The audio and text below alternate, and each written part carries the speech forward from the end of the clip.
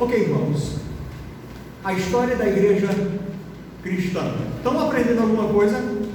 Já aprenderam algo que você não sabia antes? Não é bom sair daqui tendo aprendido alguma coisa que você não sabia antes? Isso é importante, tanto nessa hora como na pregação.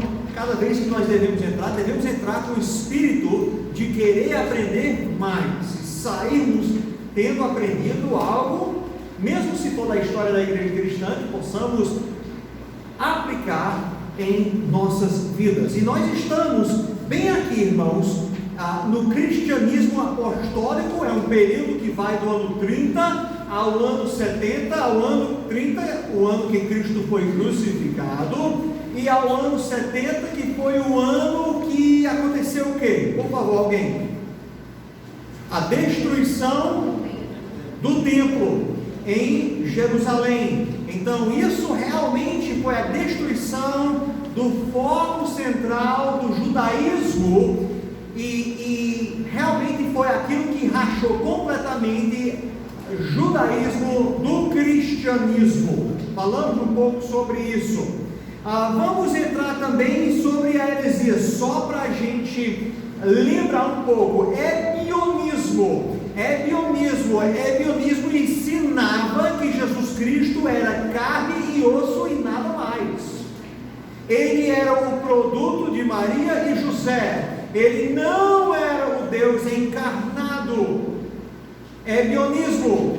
Eles seguiam a lei mosaica fielmente, diziam que Jesus Cristo era o Messias, não porque ele era Deus encarnado, mas que ele fielmente seguia a lei mosaica, e ele então não era visto como o Deus encarnado. É por isso que João escreve, eu coloquei aqui na tela, nos primeiros versículos de seu evangelho, ele diz: no princípio era o verbo, e o verbo estava com Deus, e o verbo, o que? Era Deus.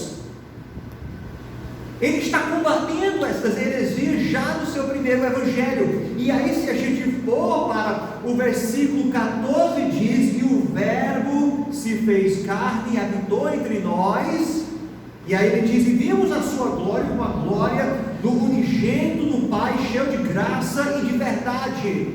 Ele já está combatendo uma outra falsa doutrina chamada gnosticismo. Gnosticismo dizia, diferente do que ebianismo, gnosticismo dizia que Jesus Cristo não era homem, que Deus jamais se encarnaria.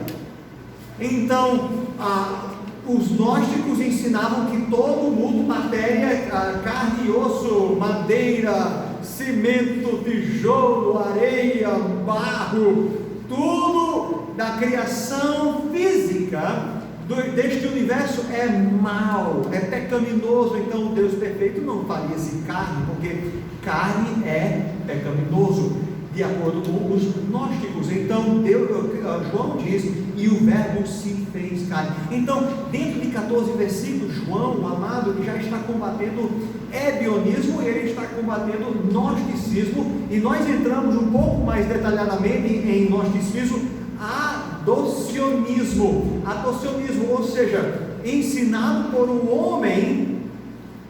Alguém lembra do nome dele? Cerinto era um homem que ensinava adocionismo, ou seja, que Jesus Cristo foi adotado por Deus. Ele era produto de Maria e José, ele não era Deus encarnado, mas na hora do seu batismo, lembra, o Espírito Santo de Deus desceu sobre ele em forma de pomba, e ele foi naquele momento adotado por Deus como um filho. Então ele pôde fazer grandes milagres durante o seu ministério, e aí no final do seu tempo de ministério na terra, antes da sua crucificação, o Espírito de Deus foi retirado dele. Ele não foi mais adotado, ele foi quase abandonado por Deus, e ele morreu simplesmente como era um homem. Adocionismo. O grande nome lá, talvez isso vai sair numa prova, é este homem, Cerinto, o grande inimigo de João, o amado. Vocês lembram da cena do banho público, né? Eu contei essa história da cena de João, o amado, e Cerinto. E aí nós temos aqui docetismo. Dokeo, o grego dokeo significa aparecer. É uma forma, eu creio, de gnosticismo, em que os que ensinavam docetismo diziam que Jesus não era homem, não era carne e osso, ele somente aparentava ser. Ele era como uma fantasma. Dava para ver ele, dava até para tocar ele, mas não era real. Isso aí não era carne e osso. Já era outra doutrina falsa do primeiro século da igreja que estava entrando, e o apóstolo João, ele combatia estas doutrinas. Então, essas são as heresias. Vamos agora, irmãos, entrar bem aqui na expansão do Evangelho. Nós já temos olhado o apelo da mensagem, você vai ver isso em página 4, a segunda folha, o apelo da mensagem, e eu falei um pouco sobre o homem chamado Celso. Lembra dele? Ele é um crítico dos cristãos, e ele tem essa frase atribuído a ele, onde ele diz: longe de nós, dizem os cristãos, seja qualquer homem de cultura, sabedoria ou juízo. O alvo deles é de convencer pessoas sem valor e desprezáveis. Esse cara gostava dos cristãos? Não, ele não gostava dos cristãos, ele zombava dos cristãos. Então, Celso, ele era um filósofo, um crítico dos cristãos. Agora, por que ele dizia isso? Porque a fé cristã, irmãos, é uma fé que pode ser aceita por qualquer pessoa da sociedade, da pessoa mais educada, mais instruída, até uma criança pode entender o Evangelho de Jesus Cristo. Então isso era um apelo, era algo que apelava, que atraía pessoas ao Evangelho. Você não precisa ser um grande homem ou uma grande mulher do Império Romano para receber Cristo Jesus como Salvador. Qualquer pessoa podia receber o Evangelho. E Celso então criticava os cristãos, porque ele via realmente o Evangelho era para todos, não era só para o elite da sociedade. A mensagem tinha um grande apelo, e nós vamos concentrar agora na expansão do Evangelho. Nós sabemos que Jesus tinha prometido aos seus discípulos que seriam testemunhas dele em Jerusalém e até os confins da terra. Nos primeiros anos após Pentecostes, a igreja estava concentrada em Jerusalém, mas aí a gente vê lá em Atos capítulo 7, capítulo 8, onde Estevão é morto. Isso é no ano 36 mais ou menos. Aí, sobre esta perseguição, o evangelho sai de Jerusalém e vai para outras partes do mundo. Mas não é a primeira oportunidade que o evangelho tinha para escapar de Jerusalém. E é por isso que eu chamo a nossa primeira parte aqui do efeito Pentecostes, porque nós sabemos, irmãos, que no dia de Pentecostes, que foi em que ano, irmãos? Mais ou menos, de acordo com o seu professor, qual foi o ano que Cristo foi crucificado? Nem todos de uma vez. Ok, o pastor está certo aqui, mas quem mais sabe? No ano 30. Então, o dia de Pentecostes, quando o Espírito Santo desce lá em Jerusalém sobre aqueles discípulos, é o mesmo ano da crucificação de Cristo, é o ano 30 naquele dia de Pentecostes. No ano 30 tinha pessoas lá do império inteiro, eles eram judeus, vinham para celebrar o dia de Pentecostes. E lembram lá em Atos capítulo 2 que milhares de pessoas receberam Jesus Cristo como Salvador naquele dia. Mas aquele povo era de todo canto do império, eu quase disse do universo, mas do império. E o que acontece? Depois daquela celebração de Pentecostes, aquele povo que tinha recebido Cristo como Salvador, eles se espalharam de volta para suas terras, para os seus lugares. Eram judeus que eram dispersos pelo império, eles retornaram para as regiões diferentes do império e levaram o evangelho com eles. Então é o efeito Pentecostes. Por isso Paulo quer chegar em Roma, ele quer conhecer os irmãos de Roma. Como é que ele quer conhecer os irmãos de Roma? Como é que esses irmãos chegarão a Cristo? Aconteceu bem antes de Paulo chegar em Roma. Lembra? Paulo só chega em Roma algemado.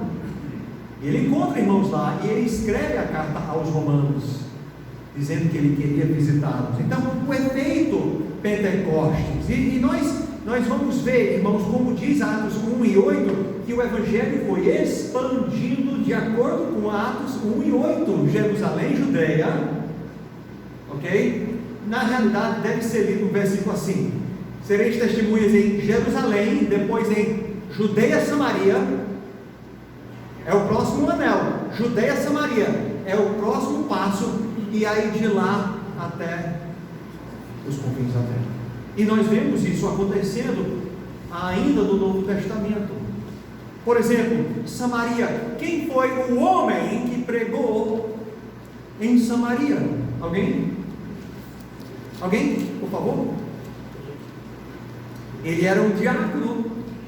Filipe, não Filipe o apóstolo, Filipe o diácono da igreja Batista Regular em Jerusalém. Estou brincando, certo? Da igreja em Jerusalém. Então vamos ver isso. Versículo 1 de capítulo 8, versículos 4 e 6. E fez-se naquele dia uma grande perseguição contra a igreja que estava em Jerusalém, e todos foram dispersos pelas terras da Judeia e de Samaria. Você vê o próximo passo depois de Jerusalém? Judeia, Samaria, exceto os apóstolos. Ou seja, os apóstolos permaneceram em Jerusalém, mas os que andavam dispersos iam por toda parte, anunciando a palavra. E descendo Felipe à cidade de Samaria, lhes pregava a Cristo, e as multidões unanimemente prestavam atenção ao que Felipe dizia, porque ouviam e viam os sinais que ele fazia. Então, em Atos 8, depois da morte de Estevão, mais ou menos no ano 36, nós encontramos Felipe pregando o evangelho em Samaria. É uma terra que os judeus, eles não amavam, era um povo que os judeus menosprezavam. Eles tinham preconceitos dos samaritanos. Lembra? Jesus e a mulher samaritana, e os apóstolos dizendo: o que Cristo faz falando com ela? Ela é uma mulher samaritana. Pois lá vai Felipe, e ele vai pregando o evangelho aos samaritanos. Então, Jerusalém, Judeia, Samaria.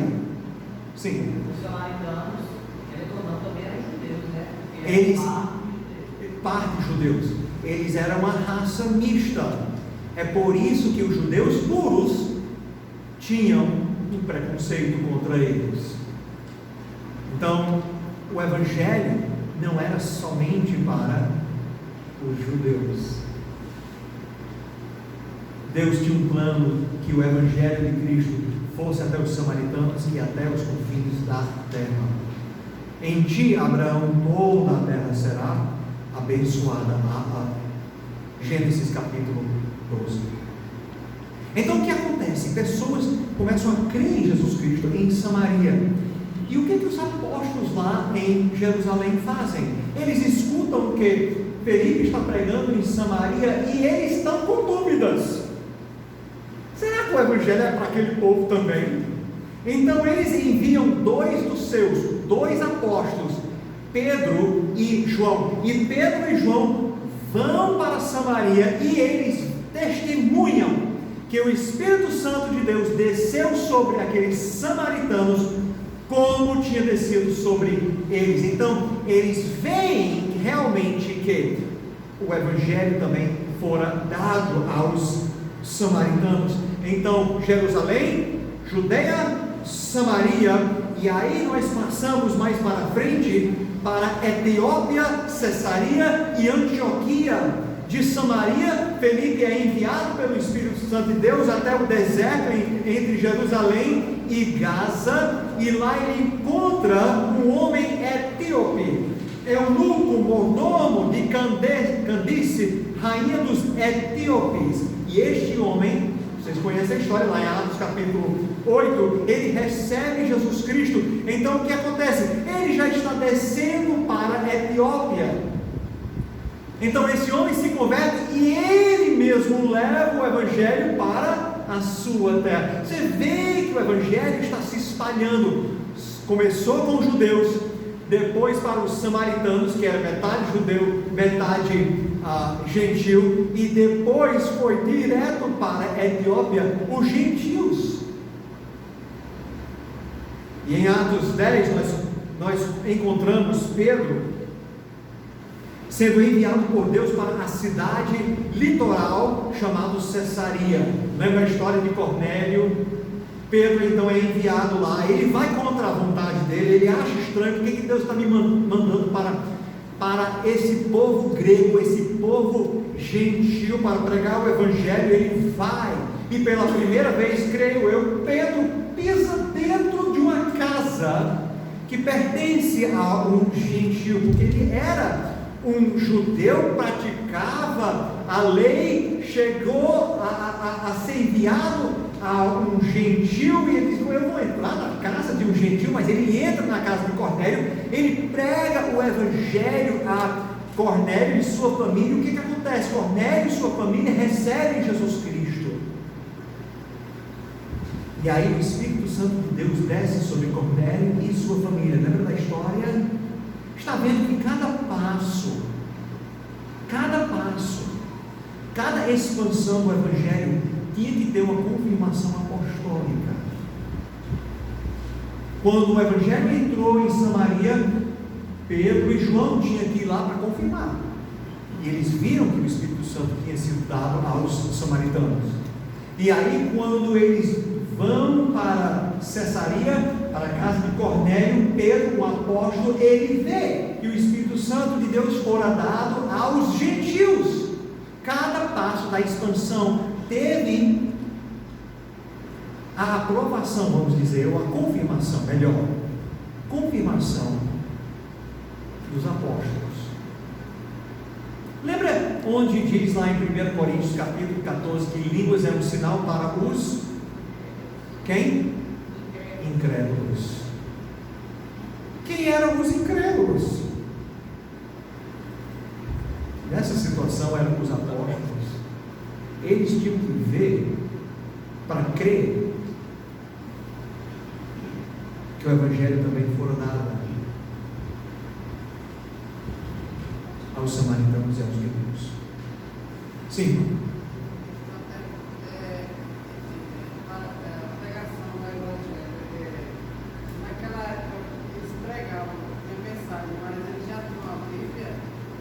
Não completa. Os apóstolos e pessoas com a autoridade apostólica estavam ainda escrevendo. Ali, muitos livros ainda não tinham nem sido escritos. Pregava, mas você sabe que a pregação a gente escuta aqui, mas é a Bíblia, a gente vai crescer e pregar. Mas pregavam sim, e os apóstolos estavam lá, cada passo, para confirmar que realmente o evangelho era dado também aos gentios. E aí Pedro diria o que? Lá em Atos 10, ele reconhece por verdade que Deus não faz acepção de pessoas, mas que lhe é agradável aquele que em qualquer nação, veja só, o teme e faz o que é justo. Pedro então reconheceu e deu um relato aqui em Atos 10, e deu um relato em Atos 15 também, o que Deus estava fazendo entre os gentios. E então Antioquia, essa cidade é muito importante. O evangelho chega a Antioquia quando Estevão é morto no ano. Qual é o ano? Já falei 3 vezes aqui. Oi? 36. Estava perto. Quem falou lá? 36. Os judeus, cristãos, e lá vem outra palavra chique, helenistas, lembra? Eles fugem de Jerusalém e vão para vários lugares e alguns chegam em Antioquia, e uma igreja é estabelecida em Antioquia. Agora, Antioquia é importante, irmãos, é onde Paulo lança suas viagens missionárias. Ele começa lá em Antioquia, mas há uma igreja estabelecida em Antioquia.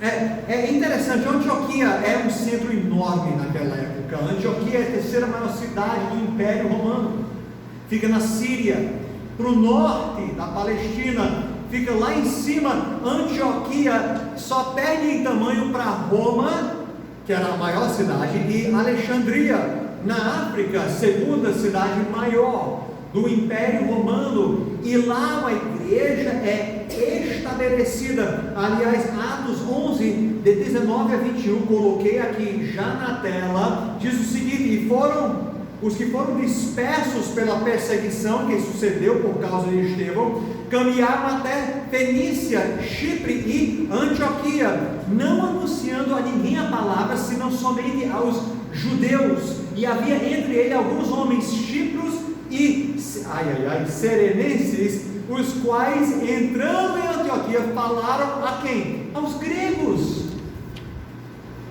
anunciando o Senhor Jesus, e a mão do Senhor era com eles, e grande número creu e se converteu ao Senhor. Então, Antioquia, na Síria, vamos dizer o seguinte, foi a primeira congregação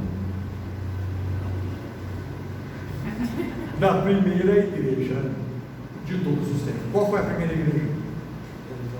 Jerusalém. Qual foi a primeira congregação? Antioquia. Não é interessante isso?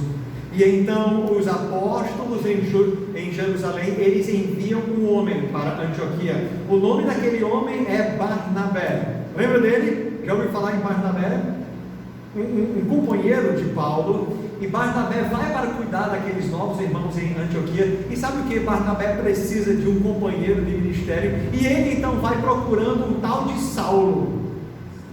Já ouviu falar em Saulo? Ele encontra Saulo, traz Saulo para Antioquia, e vamos dizer, são co-pastores daquele primeiro trabalho, daquela primeira congregação.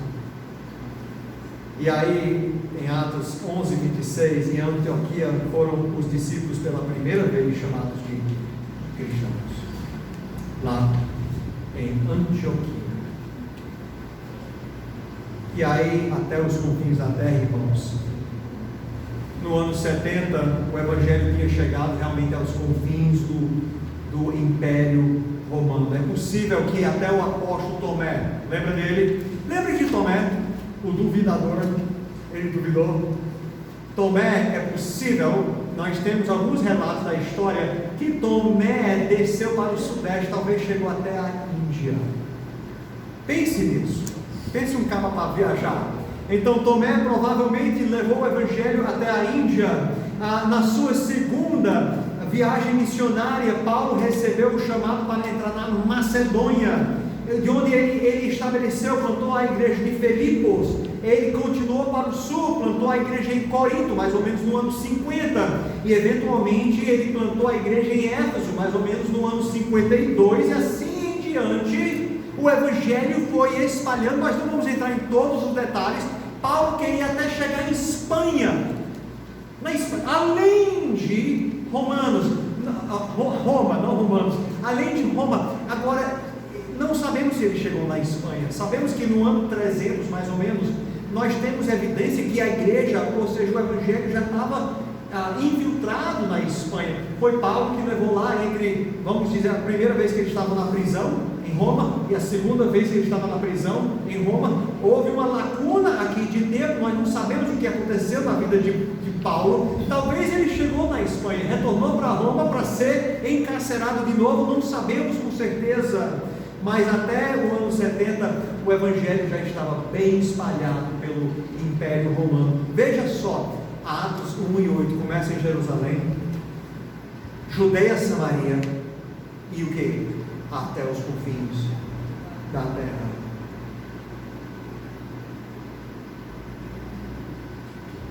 Alguma pergunta aqui? Ótimo. Finalmente, irmãos, Vamos falar rapidamente sobre a primeira grande perseguição. Esse cara aqui, você sabe o nome dele? Quem falou Nero? Esse cara não presta. Nero não presta. Ele é o imperador, ele é o cara que mandou Vespasiano, lembra? Para derrotar as rebeliões na Palestina, lá na Galileia. Ele tira sua própria vida no ano 69. Ele é um vilão na história. Esse Nero, ele não presta. No ano 64, durante o reino de Nero, um fogo iniciou na cidade de Roma.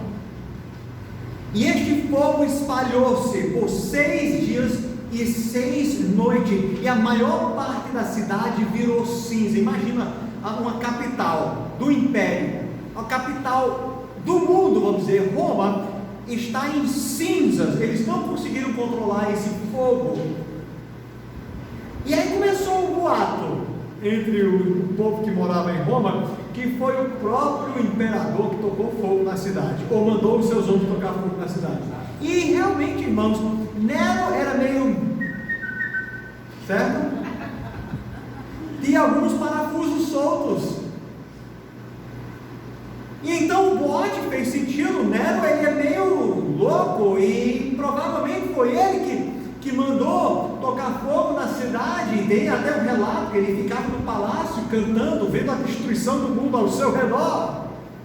Talvez você já tenha visto aquelas pinturas de Nero lá tocando a harpa e cantando enquanto Roma está em chamas. Quando Nero reconheceu que ele era mal visto pelo seu povo, sabe o que ele faz? Esse cara não presta. Ele lança uma história, um boato, dizendo: não foi eu não, foi os cristãos. Foi os cristãos que tocaram fogo na cidade. E então ele desvia o ódio da população, e os cristãos agora começam a ser perseguidos de uma forma tremenda, irmãos, sendo encarcerados e mortos de formas terríveis. A primeira grande perseguição. Irmãos, rapidamente vou só mostrar algumas formas que os nossos irmãos em Cristo morreram naquela primeira perseguição, já no final da era apostólica, no ano 64, despedaçados, arrastados, crucificados. Milhares de cristãos foram crucificados durante esta perseguição. Mulheres foram amarradas em touros, e os touros arrastavam mulheres cristãs pela cidade de Roma. Já outros cristãos foram pegos e foram costurados dentro de couro de animal. Tipo, imagina um pastel humano, o couro e o cristão costurado lá dentro, e aí animais selvagens, cães ferozes foram soltos, e aqueles cães foram em cima daquele couro e despedaçavam tanto o couro como os irmãos que foram costurados dentro. Nero era um homem doente mesmo. Ele gostava de ver pessoas sofrerem. Ele também, irmãos, tocava fogo aos cristãos para iluminar seus jardins. Ele pegava os cristãos, isso era em Roma, no seu jardim, no palácio real, e ele colocava esses cristãos em cima de estacas enormes, metia piche por cima daqueles cristãos, e aí colocava as estacas à noite por dentro do seu jardim, e ele então mandava tocar fogo, e isso iluminava os seus jardins. Usava cristãos como velas humanas para iluminar seu jardim, enquanto ele chamava seus amigos e conhecidos, e ele banqueteava, e nossos irmãos e irmãs em Cristo estavam sendo queimados vivos. Nero não prestou. Finalmente, nós sabemos que Pedro e Paulo também perderam sua vida durante esta grande perseguição. Paulo, sendo um cidadão romano, ele era judeu, mas ele era cidadão romano, ele foi degolado pela ordem de Nero. Degolamento era reservado para romanos, era uma execução limpa, sem muita dor. Agora Pedro foi crucificado, de acordo com a história, foi crucificado de cabeça para baixo, porque ele não se achava digno de morrer da mesma forma que o seu Senhor e Salvador Jesus Cristo. Pedro e Paulo também, durante essa primeira perseguição, foram mortos pelo mandato de Nero. E assim, irmãos, nós terminamos a era apostólica. Sim, irmão? Pastor, esse relato cristão, na época, quem confiava nesse relato? Tinha historiadores, irmã. Agora eu não sei qual o historiador que originou a história de Pedro, mas tinha historiadores. Um dos grandes historiadores foi um homem chamado Flávio Josefo. Ele era judeu. Ele escreve, você pode ir para a biblioteca, talvez aqui de João Pessoa, você vai encontrar a escrita de Flávio Josefo, um dos maiores historiadores, especialmente nesse período. Eu não sei exatamente se eu estou retirando isso de Flávio Josefo ou de outro historiador, mas ele certamente é um dos historiadores que atuava. Ele era judeu. Tinha historiadores romanos também, que relatavam essas histórias sobre esta perseguição em Roma no ano 64. Aliás, no ano 64, Flávio Josefo ainda estava na Palestina, na Galileia, provavelmente se preparando para entrar em rebelião contra Roma. Ele então é pego por Roma, pego por Vespasiano, o grande general. E o que Flávio Josefo faz? Ele muda de aliança, vamos dizer assim.